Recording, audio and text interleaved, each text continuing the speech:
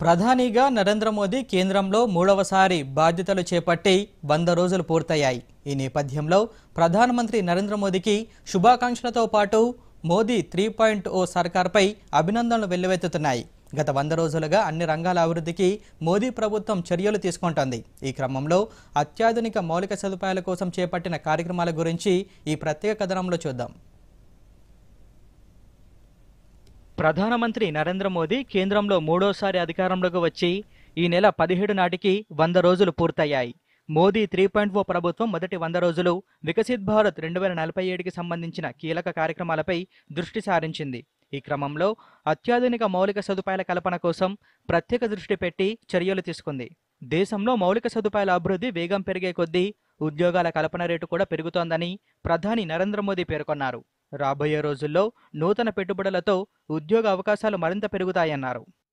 మూడోసారి అధికారంలోకి వచ్చాక ప్రధాని మోదీ ప్రపంచ తయారీ కేంద్రంగా అవతరించాలనే లక్ష్యంతో భారత్ను బలోపేతం చేయడానికి 28,600 కోట్ల రూపాయల పెట్టుబడితో 12 పారిశ్రామిక కేంద్రాల ఏర్పాటుకు శ్రీకారం చుట్టారు. గత రుణాలను విజయవంతంగా చెల్లించిన వ్యాపార సంస్థలకు ముద్రా రుణాల పరిమితి రెట్టింపు చేస్తూ 10 లక్షల రూపాయల నుంచి 20 లక్షల వరకు రుణ పరిమితి పెంచారు.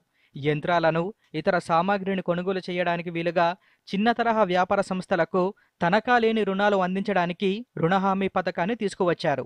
అంతర్జాతీయ మార్కెట్లో రాణించేందుకు వీలుగా ఎంఎస్ఎంఎఫ్లు, సాంప్రదాయ కళాకారులకు పీపీపీ విధానంలో సాయం అందించే ఎలక్ట్రానిక్ వాణిజ్య ఎగుమతుల కేంద్రాలు ఏర్పాటు చేశారు. రహదారులు, రైళ్లు, ఓడరేవులు, వైమానిక మార్గాల కనెక్టివిటీని, ఆర్థిక వృద్ధిని బలోపేతం చేసేందుకు 3 లక్షల కోట్ల విలువైన మౌలిక సదుపాయాల ప్రాజెక్టులకు శ్రీకారం చుట్టారు. ప్రపంచంలోనే 10 అత్యుత్తమ ఓడరేవుల్లో ఒకటిగా నిలిచేలా, అన్ని వాతావరణ పరిస్థితుల్లో పనిచేసేలా 76,000 కోట్ల రూపాయలతో మహారాష్ట్రలో వధవాన్ ఓడరేవుకు శంకుస్థాపన చేశారు.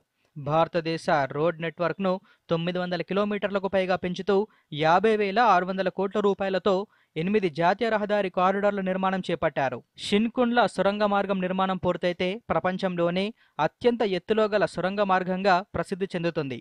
దీనితో లదాఖ్, హిమాచల్ ప్రదేశ్లు అనుసంధానమై ఉంటాయి. వివిధ రాష్ట్రాలలో 900 కిలోమీటర్ల మేరకు రైల్ నెట్వర్క్ను విస్తరించేలా 24,600 కోట్ల రూపాయల విలువైన 8 నూతన రైల్వే లైన్ ప్రాజెక్టులు ప్రారంభించారు. ప్రాంతీయ వృద్ధికి మద్దతుగా నిలిచేలా వారణాసి, బాగ్డోగ్రా, బిహతాలలో నూతన అభివృద్ధి కార్యక్రమాలతో విమానాశ్రయ అభివృద్ధి, మౌలిక సదుపాయాల విస్తరణ చేపట్టారు. ద్వీపాల్లో మౌలిక సదుపాయాల అభివృద్ధి కోసం అగాటి విమానాశ్రయం విస్తరణ, మినికాయ్లో నూతన విమానాశ్రయం ఏర్పాటుకు శ్రీకారం చుట్టారు. ప్రజా రవాణా వ్యవస్థను బలోపేతం చేస్తూ ప్రయాణ సమయాన్ని తగ్గించడమే లక్ష్యంగా 30,700 కోట్ల రూపాయలతో పూణే, థానే, బెంగళూరులలో మెట్రో ప్రాజెక్టులు చేపట్టారు. ఆవిష్కరణలను ప్రోత్సహించడానికి, దేశ అంకుర సంస్థల వ్యవస్థ బలోపేతం చేయడానికి ఏంజెల్ పన్నును రద్దు చేశారు. విదేశీ సంస్థల పెట్టుబడులను బలోపేతం చేయడానికి, దేశంలోనే తయారీ కార్యక్రమానికి మద్దతుగా నిలవడానికి 40 నుంచి 35% కార్పొరేట్ పన్ను రేటు తగ్గించారు. దేశ అంతరిక్ష రంగం వృద్ధిని వేగవంతం చేయడానికి అంతరిక్ష అంకుర సంస్థల కోసం 1,000 కోట్ల రూపాయలతో వెంచర్ క్యాపిటల్ ఫండ్ ఇచ్చారు.